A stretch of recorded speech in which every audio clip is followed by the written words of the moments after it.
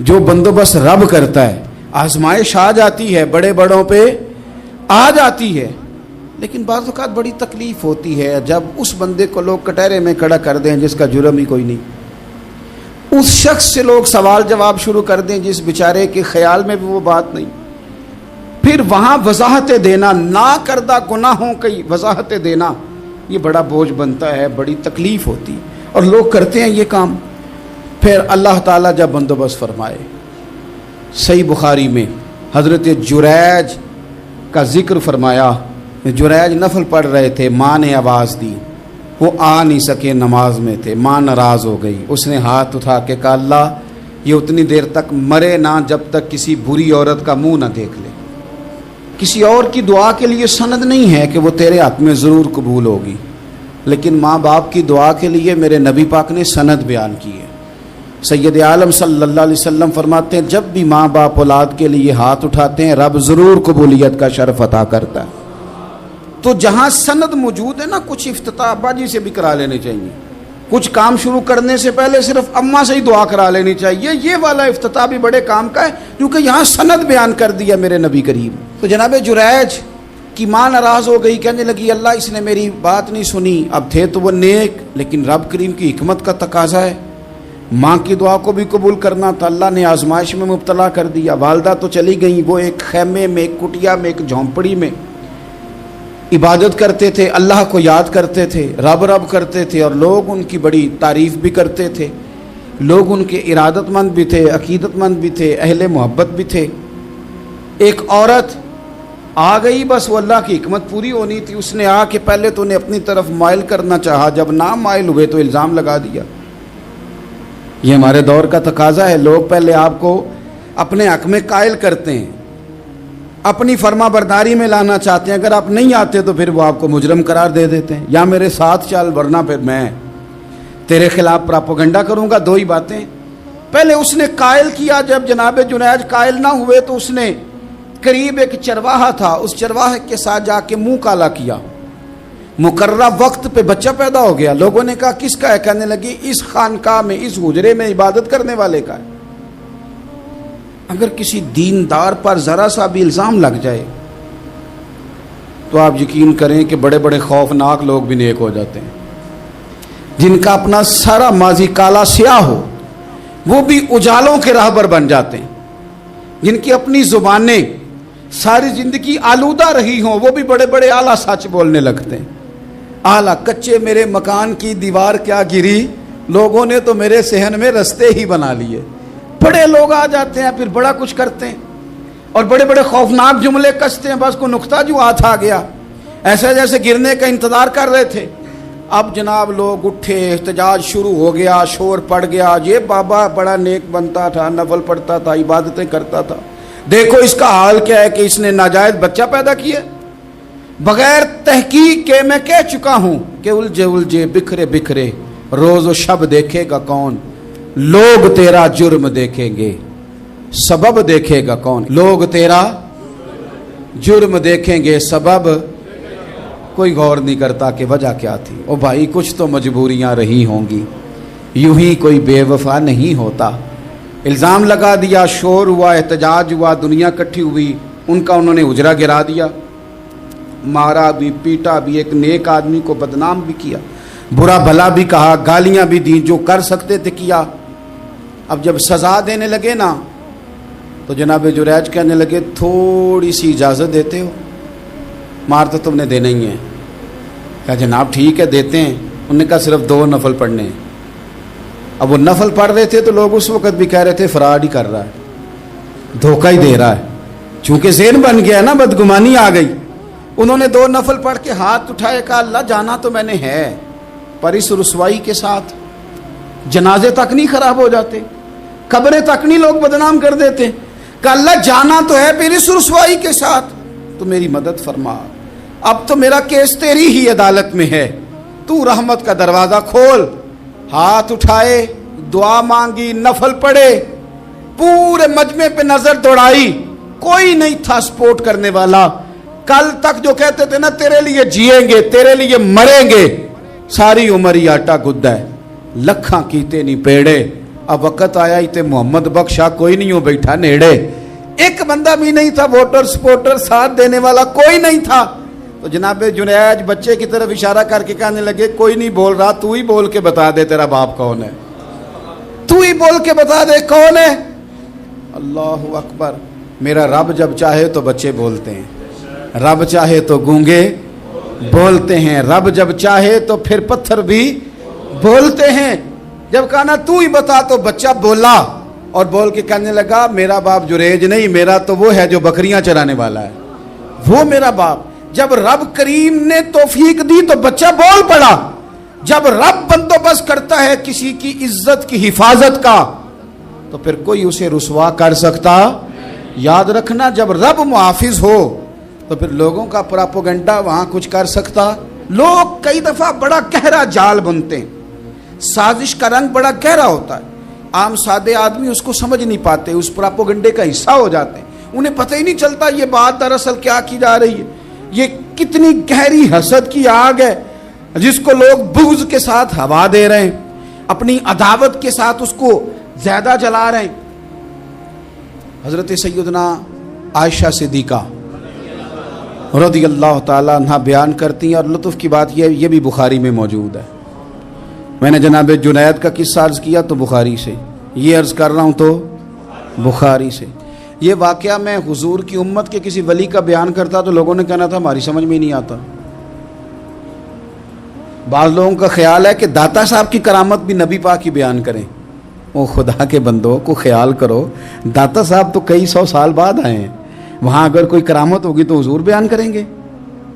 اگر نبی کریم نے پچھلے بنی اسرائیل کے ولیوں کی کرامتیں بیان کر کے تمہیں بتائی ہیں تو اس کا معنی یہ ہے کہ اگر وہاں اللہ یہ شان عطا کر سکتا ہے تو تم تو امتوں کی سردار امت ہو, ان پر تو نیرا فضل ہے, تم پر تو رب کا فضل کبیر ہے. تو بس لوگ سمجھنے کو تیار نہیں, پچھلوں کی مان لیتے ہیں. جناب آصف بن برخیہ کی کرامت جو سورہ نمل میں آئی وہ تو مانیں گے, پر غوث پاک کی کرامت یہ پتہ نہیں عجیب فلسفہ ہے, اور کس طرح کا فلسفہ ہے یہ سمجھ سے بالاتار ہے کہ بنی اسرائیل کا کوئی ولی ہو تو اس کی کرامت ہو سکتی ہے, اور نبی پاک کی امت کا ہو تو اس کی ہو ہی نہیں سکتی.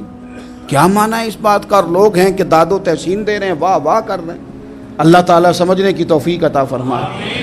حضرت عائشہ صدیقہ رضی اللہ تعالیٰ عنہ فرماتی ہیں ایک عورت تھی اور اسے نبی پاک صلی اللہ تعالیٰ علیہ وسلم نے وہ کلمہ پڑھ کے مسلمان ہوئی, مدینہ طیبہ آ گئی, تو حضور نے مسجد نبوی شریف میں اس کے لیے مکان, ایک سادہ سا کمرہ ساتھ مسجد کے بنوا دیا, وہیں رہنے لگی. اکثر وہ سیدہ طیبہ کے پاس آتی تو حضرت عائشہ صدیقہ رضی اللہ تعالیٰ عنہ فرماتی ہیں وہ بڑی باتیں سناتی, اور آخر میں کہتی وہ ہار والا دن بھی بڑا عجیب دن تھا, اور میرے رب کی قدرتوں کا دن تھا, وہ بھی بڑا عجیب دن تھا. سیدہ عائشہ صدیقہ رضی اللہ تعالیٰ عنہ ایک دن فرمانے لگی کہ تو ہار والے دن کا بڑا ذکر کرتی ہے, وہ کیا دن تھا؟ تو خاتون کہنے لگی اماں جی وہ دن تھا جب میرے رب پر بھروسہ اور مضبوط ہو گیا, جس دن میرا اپنے رب پر توکل اور بڑھا, میرے ایمان میں یقین میں اور پختگی آئی. کہنے لگی میں ایک گھر کی کنیز تھی, نوکرانی تھی, اس گھر میں ایک بچی تھی جس کے پاس سونے چاندی ہیرے جواہرات کا ہار تھا. اس زمانے میں چمڑے کے اوپر لوگ ہیرے جواہرات لگاتے تھے, کئی دفعہ سرخ رنگ کے چمڑے پہ لگائے جاتے تھے. وہ بچی پہنتی تھی تو کہتی ہوں بچی کے اس نے اتار کے رکھا یا اس سے گرا وہ ہار تو چیل اسے اٹھا کے لے گئی گوشت سمجھ کے, اور میرے سامنے اٹھا کے لے گئی. گھر والوں نے مجھ سے پوچھا, یہ بخاری میں موجود ہے, گھر والوں نے پوچھا مجھ سے کہ وہ ہار کہاں ہے, تو میں نے کہا چیل اٹھا کے لے گئی.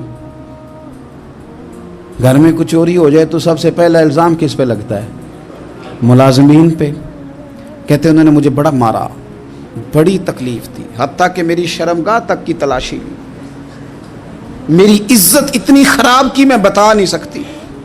میں نے اپنی زندگی میں ایک واقعہ دیکھا, ایک امیر گھر میں چوری ہو گئی, ملازم کو اتنا مارا کہ وہ چارپائی پہ پڑ گیا. پولیس والوں سے اتنی مار پروائی گئی کہ وہ بیچارہ چارپائی پہ پڑ گیا, اور پھر وہ اتنا بیمار ہوا, اور کچھ دنوں کے بعد پتہ چل گیا کہ چور تو اپنا بیٹا ہے ان کا. پھر اس کا انتقال ہو گیا. اب وہ سیٹھ صاحب اور گھر والے آ کے مرنے والے کے کان میں معافیاں مانگ رہے ہیں, کان میں. تو میں نے ان سے پھر کہا تھا کہ یہ تو اب چلا گیا ہے، تمہارا زور چلتا تھا نا، تو تم نے قانون خریدا اور تم نے اسے جتنا ہو سکا تم نے اسے مار پڑوائی، تمہارے پاس جو عدالتیں تھیں تم نے وہاں کارروائی کی، اب ایک عدالت قیامت کے دن لگے گی۔ یہ کمزور تھا نا، کچھ کر نہیں سکا۔ میرے نبی پاک صلی اللہ علیہ وسلم نے فرمایا سن لو، اگر سینگ والی بکری نے بغیر سینگ والی بکری کو تکلیف دی ہوگی نا تو قیامت کے دن اسے بھی بدلہ دینا پڑے گا کہ تیرے پاس سینگ تھے اور تو نے اسے مارا تھا۔ وہ خاتون عرض کرتی ہے سیدہ عائشہ کی خدمت میں کہ مجھے بڑا مارا، مجھے تکلیف دی، میں کہہ رہی تھی کہ میرے سامنے چیل لے گئی ہے پر وہ نہیں مان رہے تھے، اماں جی انہوں نے مجھے بڑا مارا۔ حضرت عائشہ صدیقہ کہتی ہیں پھر کیا ہوا؟ کہنے لگی اماں جی جب کوئی میرا مددگار نہ رہا، مجھے تکلیف دے رہے تھے، رسوا کر رہے تھے، تو میں نے اپنے رب سے مدد چاہی، میرے رب کی طرف میں نے توجہ کی، میں نے کہا مالک اب تو ہی میرا مددگار ہے۔ کہتی ہے وہ مجھے مار رہے تھے تو وہ چیل جو ہار لے گئی تھی وہی لے کے واپس آ گئی، اور ہمارے سروں کے قریب لا کے اس نے جب اس ہار کو پھینکا وہ مجھے چھوڑ کے سائیڈ پہ ہوئے، وہ میری بے گناہی جان گئے، لیکن آپ کو بتاؤں اس دن سے میرا اپنے رب پر یقین اور بڑھ گیا۔ مجھے سمجھ آ گئی کہ جب انسان پورا ٹوٹ جاتا ہے اور جب کوئی چاروں جانب اس کا مددگار نہیں ہوتا تو رب تو ہوتا ہے نا، اللہ تو اس کا مددگار ہوتا ہے نا، وہ تو پھر اپنے اس بندے کی مدد کرتا ہے نا، پھر وہ تو توانائی دیتا ہے نا، وہ تنہا نہیں چھوڑتا، وہ تو آنسوؤں والوں کے آنسوؤں پہ بڑا کرم فرماتا ہے، وہ تو قسم پرسی میں آ جاتا ہے، اس کی رحمت بڑھ کے استقبال کر لیتی۔ تو بھائی جب آپ پر اللہ کی حکمت کے تقاضے پورے ہونے لگیں اور زندگی میں کبھی کوئی ایسا وقت آئے کہ آپ محسوس کریں کہ تنہا رہ گئے ہیں اور کئی اپنے بھی مخالفین کی جماعت میں نظر آنے لگے ہیں، تو اس وقت پھر دل، روح، زبان اور ذہن کو یکجا کر کے سمجھ لینا کہ جب ساری دنیا ساتھ چھوڑ جاتی ہے تو رب کی رحمتیں اس وقت بھی ساتھ رہتی ہیں اور اللہ کی مدد اس وقت بھی بندے پہ کرم نوازی کرتی ہے۔ ایک اور حدیث سنیں، لطف کی بات یہ ہے یہ بھی بخاری میں ہے، یہ بھی واقعہ بخاری میں ہے۔ اللہ اکبر۔ ایک شخص نے نا ایک بندے سے قرض مانگا، اس نے کہا مجھے قرضہ دو، وہ کہنے لگا کہ کتنا قرضہ؟ اس نے کہا 1000 دینار۔ دینار سونے کا ہوتا تھا، درہم چاندی کا ہوتا تھا، 1000 دینار چاہیے۔ اس نے کہا کوئی گواہ ہے تیرے پاس؟ غریب کا گواہ بھی کوئی نہیں بنتا، کبھی الجھ جائے نا کوئی بندہ تو کئی اپنے بھی کہہ دیتے ہیں کہ ہم اس کے قول فعل کے ذمہ دار نہیں ہیں۔ ایک غریب آدمی کو قرض کی ضرورت پڑ گئی، 1000 دینار چاہیے۔ میں کہہ چکا ہوں کہ درہم چاندی کا ہوتا تھا، دینار سونے کا، اب 1000 دینار لینا ہے۔ تو جس بندے سے اس نے کہا، اگرچہ وہ نیک بندہ تھا، اس نے کہا یار 1000 دینار دے دو، تو کہنے لگا کوئی گواہ ہے تیرے پاس؟ وہ کہنے لگا غریبوں کا گواہ کون ہوتا ہے؟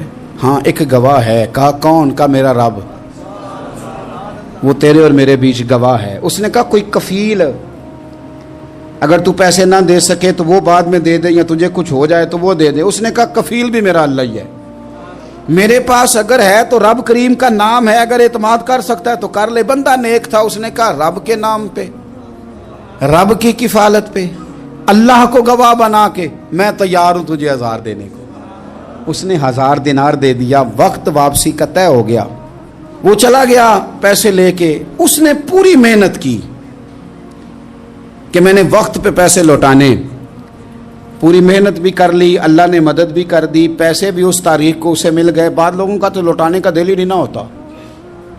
فرمایا حدیث پاک میں کہ تو لوٹانے کا ارادہ کر، رب تیری مدد بھی فرمائے گا۔ لیکن یہاں بہت سارے لوگ کہتے ہیں خیر ہے، ارادہ ہی نہیں، تو پھر جس طرح کا بندے کا گمان ہو رب بھی اسی طرح کا معاملہ فرماتا ہے۔ اس نے پیسے جمع بھی کر لیے اور واپس دینے کو تیار بھی ہو گیا، لیکن رستہ بحری جہاز کا تھا، کشتی کا تھا، دریا کے رستے واپس آنا تھا۔ اب وہ جب آ گیا دریا کے کنارے تو بڑی کوشش کی، پر وہاں اسے کوئی کشتی نہیں ملی۔ وقت پہ پیسے لوٹانے ہیں، سفر کرنا ہے، اب سواری میسر نہیں ہے۔ سوچ سوچ کے پریشان تھا کہ میں نے تو اللہ کے نام پہ لیے۔ اچانک دل میں ایک تجویز آئی، اس نے ایک لکڑی لی، لکڑی کو اندر سے کھولا، 1000 دینار اس میں بھرا۔ بخاری پڑھ رہا ہوں، اور ساتھ ایک خط بھی لکھا کہ یار میں پیسے پہنچانا چاہتا تھا پر مجھے کوئی چیز نہیں ملی دریا کے اس پار آنے، اللہ کے نام پر تیری طرف روانہ کر رہا ہوں۔ اور یہ کہہ کہ وہ لکڑی دریا میں رکھ دی، وہ لکڑی ڈوب گئی ہے، واپس آ گیا۔ وہ جس نے پیسے لینے تھے وہ عین مقررہ وقت پر دریا کنارے آیا، صبح سے سر شام تک اس نے انتظار کیا۔ دل ڈھلنے لگا تو دل میں خیال آ گیا کہ یار نہیں، اس نے دینے ہی نہیں، جھوٹا وعدہ کر گیا، پہنچا ہی نہیں وقت پہ۔ اب جب واپس لوٹنے لگا تو اچانک دریا میں ایک لکڑی تیرتی ہوئی دکھائی دی، کہنے لگا لے جاتا ہوں، شام کو روٹیاں پکانے کے کام آئے گی، ایندھن بنا کے جلا لوں گا، ہنڈیا پک جائے گی۔ لکڑی اٹھا کے جلانے کے لیے گھر لایا، گمان تھا کہ وہ نہیں آیا وعدہ کر کے، اللہ کو کفیل اور وکیل بنا کے اور گواہ بنا کے پھر بھی نہیں آیا۔ لکڑی لے کے گھر گیا، بخاری ہے، اور جب اس کو چیرا نہ کہ میں اس کی آگ جلاؤں گا، کھولا تو اندر سے 1000 دینار بھی نکل آیا، خط بھی نکل آیا۔ اب ذرا سمجھنا، اس کے دل میں بات کس نے ڈالی کہ تو لکڑی میں پیسے ڈال دے؟ اللہ نے۔ اس بندے کو مقررہ وقت پہ کنارے بھیجا کس نے؟ لکڑی صرف اسی کے ہاتھ آئی تو یہ بندوبست کیا کس نے؟ اللہ نے۔ گھر جا کے چیری تو پیسے بحفاظت اس تک پہنچائے کس نے؟